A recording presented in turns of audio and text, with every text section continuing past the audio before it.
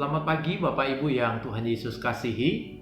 Senang sekali di pagi hari ini kita boleh kembali berjumpa. Sekalipun mungkin kita berjumpa tidak secara langsung, tetapi melalui media seperti sekarang ini. Bapak Ibu yang dikasihi oleh Tuhan Yesus Kristus, seperti biasa, mari sebelum kita memulai seluruh kegiatan kita sepanjang hari ini, saya ingin mengajak Bapak Ibu semua untuk boleh merenungkan sebagian firman Tuhan. Namun ada baiknya sebelum kita membaca dan merenungkan, kita berdoa terlebih dahulu. Mari kita berdoa. Bapa di dalam kerajaan surga, kami bersyukur dan berterima kasih Tuhan boleh memelihara kehidupan kami hingga detik ini, hingga pagi hari ini. Kami bersyukur untuk istirahat yang sudah kami dapat lalui malam tadi, dan di pagi hari ini Tuhan bangunkan kami. Kami sungguh bersyukur dan berterima kasih untuk kasih setia, anugerah-Mu, kebaikan-Mu dalam kehidupan kami. Terkhusus pagi ini, firman-Mu yang sejenak akan kami renungkan. Mohon kiranya Roh Kudus-Mu menolong kami. Terima kasih ya Tuhan, dalam nama Tuhan Yesus Kristus kami berdoa. Amin.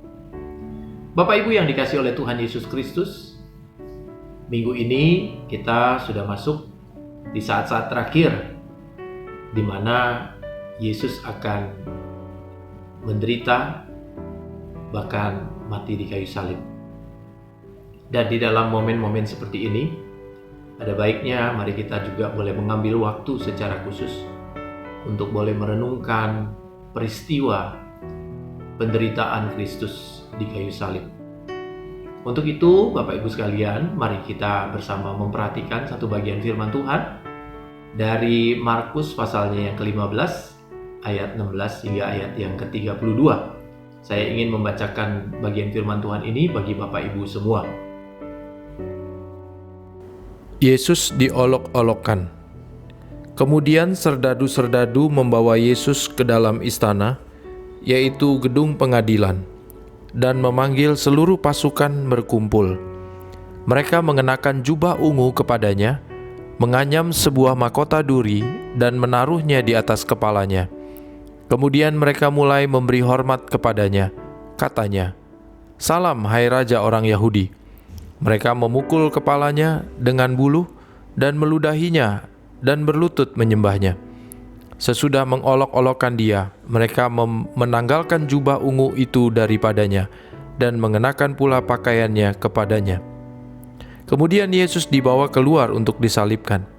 Pada waktu itu lewat seorang yang bernama Simon orang Kirene, ayah Alexander dan Rufus, yang baru datang dari luar kota.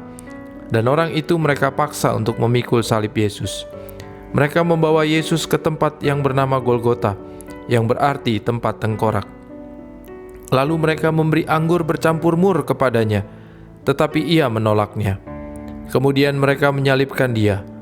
Lalu mereka membagi pakaiannya dengan membuang undi atasnya untuk menentukan bagian masing-masing.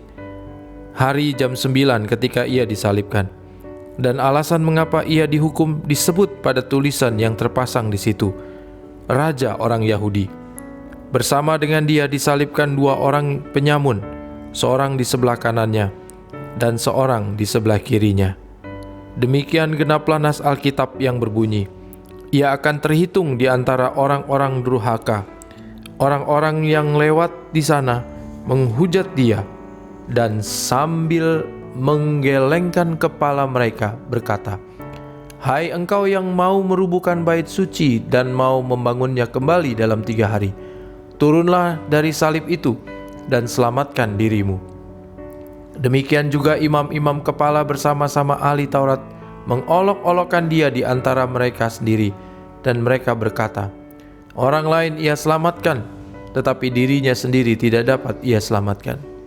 Baiklah Mesias, Raja Israel itu, turun dari salib itu, supaya kita lihat dan percaya." Bahkan kedua orang yang disalibkan bersama-sama dengan dia mencela dia juga. Demikian firman Tuhan bagi kita. Berbahagialah setiap kita yang membaca dan merenungkan firman Tuhan, serta melakukannya dalam kehidupan sehari-hari. Bapak Ibu sekalian yang dikasihi oleh Tuhan Yesus Kristus, Kita tahu bahwa di dalam ayat 16 sampai ayat 32 ada sejumlah peristiwa yang terjadi, di mana peristiwa-peristiwa tersebut merupakan peristiwa sebelum Yesus menuju ke Bukit Golgota. Saudara, diawali dari para serdadu yang membawa Yesus ke ruang pengadilan. Kemudian setelah Yesus melewati proses peradilan, para serdadu melanjutkan membawa Yesus keluar menuju ke Bukit Golgota untuk disalibkan. Namun demikian saudara, perjalanan menuju Bukit Golgota tidak semudah yang mungkin kita bayangkan.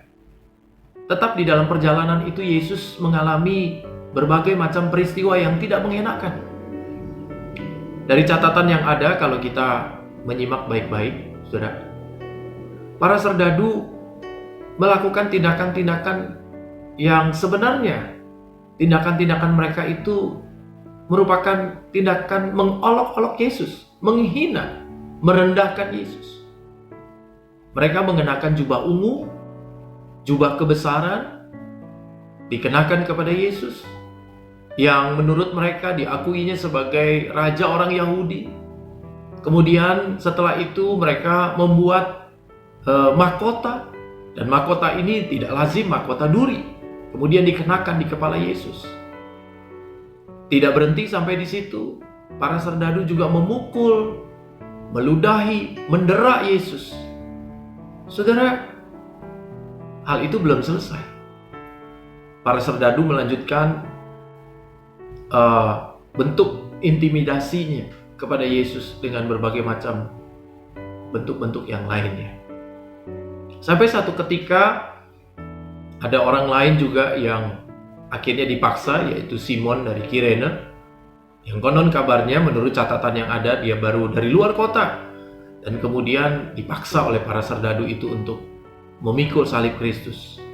Karena tentunya Yesus yang sudah sedemikian lamanya menderita, sangat mungkin sekali dia kelelahan dan dia tidak sanggup lagi untuk memikul salibnya yang berat.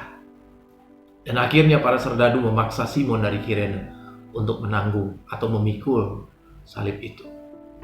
Saudara, ini adalah bagian-bagian atau penggalan-penggalan daripada peristiwa yang dicatat di dalam ayat 16 sampai ayat 32. Tetapi saudara, ada satu peristiwa yang menurut saya cukup menarik untuk kita boleh simak bersama. Yaitu apa saudara? Ketika para serdadu menawarkan minuman kepada Yesus. Saudara sekalian, sebenarnya tawaran ini merupakan satu tawaran yang menarik. Mengapa saya katakan menarik? Karena tawaran ini sesungguhnya bisa sedikit meringankan beban Yesus. Kenapa demikian, saudara? Karena minuman yang ditawarkan oleh serdadu ini adalah minuman yang biasa diberikan kepada orang-orang yang akan disalib. Tujuannya adalah meringankan rasa sakit dari orang yang akan disalib. Minuman ini adalah minuman yang dicampur, anggur yang dicampur dengan mur. Dan ketika orang meminumnya, maka orang ini akan mati rasa, kira-kira begitu. Akan mati rasa. Dia tidak lagi merasakan rasa sakit yang begitu hebat ketika dia sudah meminum campuran anggur dan mur ini. Nah, saudara, tawaran ini bukankah sebuah tawaran yang menarik? Yesus bisa mengambilnya dan kemudian Yesus bisa merasakan faedahnya. Dia bisa sedikit dalam tanda petik terhindar dari rasa sakit yang hebat setelah dia meminum anggur yang dicampur dengan mur ini. Tetapi saudara, catatan Alkitab menyebutkan Yesus menolak tawaran daripada serdadu yang menawarkan minuman ini. Yesus menolak. Saudara, kenapa Yesus menolak? Mengapa Yesus menolaknya? Padahal ini adalah sebuah tawaran yang menarik. Sebuah tawaran yang memberikan sedikit kelegaan, sebuah tawaran yang sedikit memberikan keringanan agar Yesus tidak merasakan sakit yang hebat. Tetapi kenapa dia tolak? Saudara sekalian yang dikasihi oleh Tuhan Yesus Kristus, disinilah kita bisa melihat bagaimana Yesus ketaatan Yesus, kesetiaan Yesus pada rencana Bapa, kesungguhan Yesus di dalam menanggung derita, menanggung kesakitan bagi orang-orang yang dikasihinya.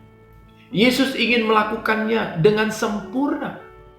Sekalipun ada tawaran kecil yang bisa dia pakai, yang bisa dia pilih untuk sedikit meringankan rasa sakitnya, tetapi itu tidak dia pilih, itu tidak dia ambil.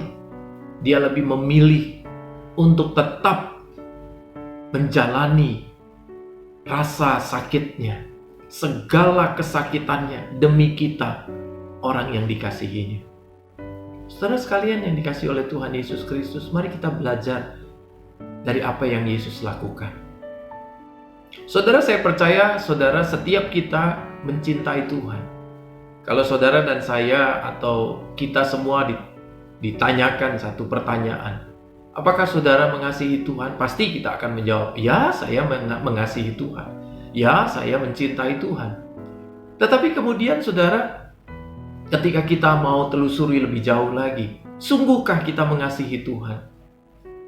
Bagaimana orang atau sikap orang yang mengasihi Tuhan? Yesus pernah mengatakan di dalam satu bagian firman Tuhan, barang siapa mengasihi aku, dia memikul salib, menyangkal diri. Saudara, ketika hal ini mungkin juga kita jadikan sebuah cermin. Ketika engkau dan saya berkata, aku mengasihi Tuhan. Tapi apakah penyangkalan diri itu sudah sungguh kita kerjakan dengan baik? Apakah memikul salib itu sudah sungguh-sungguh kita jalani di dalam kehidupan kita? Bukankah justru sebaliknya? Kita mengikuti Tuhan, kita mencintai Tuhan, tetapi kita tidak mau menyangkal diri. Kita lebih memilih cara-cara di luar Tuhan untuk sedikit membuat penderitaan kita tidak sepenuhnya kita tanggung.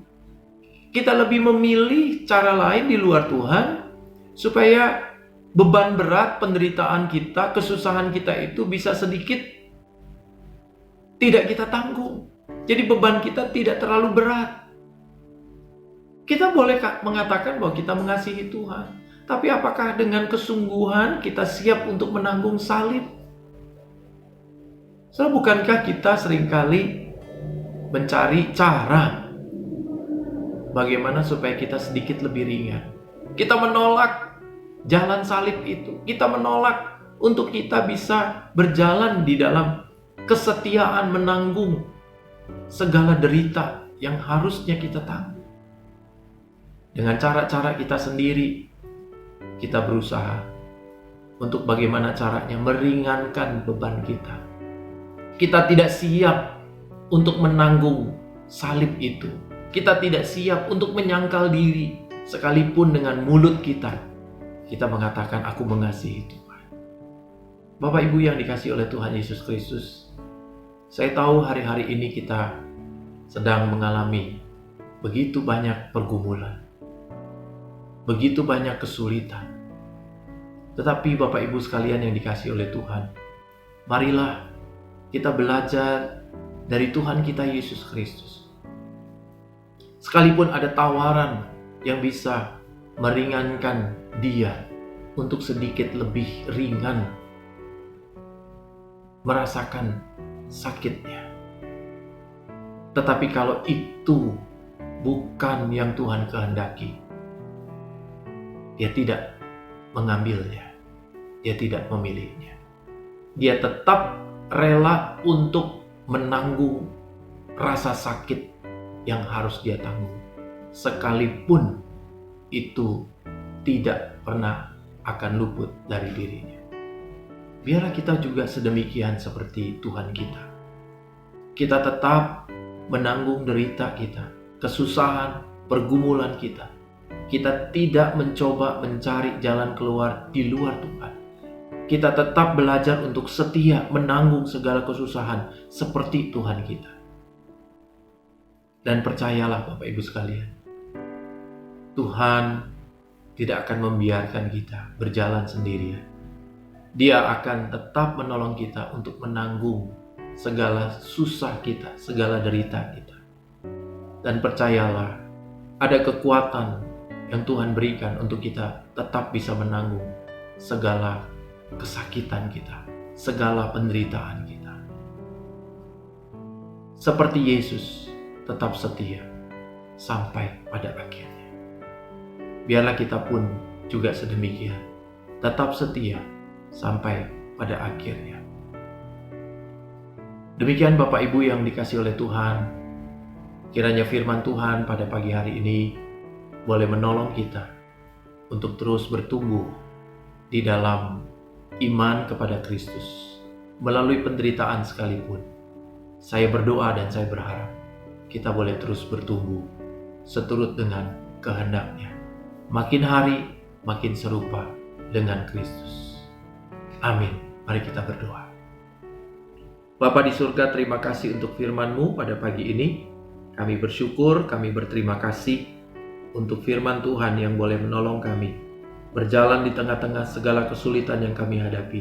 Tetap setia, tetap terus berani untuk menanggung segala kesulitan. Sekalipun kami harus menanggungnya dengan susah payah, asalkan kami boleh mencapai garis akhir, seperti yang Engkau sudah ajarkan kepada kami. Kuatkan kami ya Tuhan ketika kami menanggung segala bentuk kesusahan. Berikan penghiburan dan kekuatan bagi kami, agar kami boleh melewati masa-masa sulit kami bersama dengan Engkau ya Tuhan. Terpujilah Engkau ya Tuhan, di dalam nama Tuhan Yesus Kristus kami berdoa, kami bersyukur. Amin. Tuhan Yesus memberkati. Selamat pagi, selamat beraktivitas.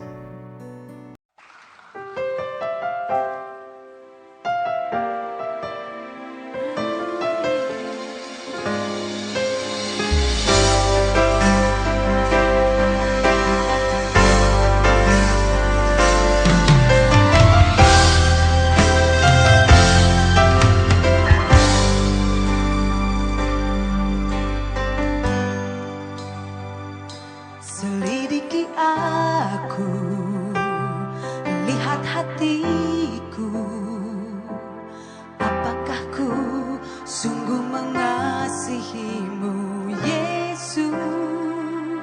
Kau yang Maha Tahu dan menilai hidupku, tak ada yang tersembunyi bagimu. Selidiki aku, lihat hatiku, apakah ku sungguh mengasihimu, Yesus? Kau yang Maha Tahu dan menilai hidupku, tak ada yang tersembunyi bagimu.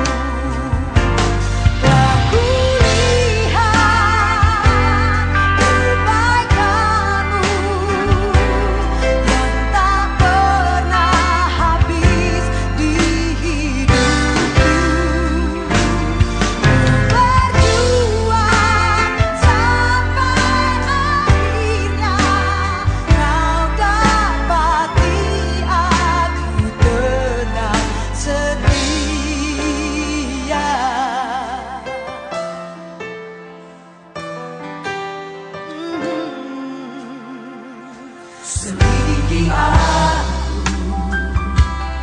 lihat hatiku,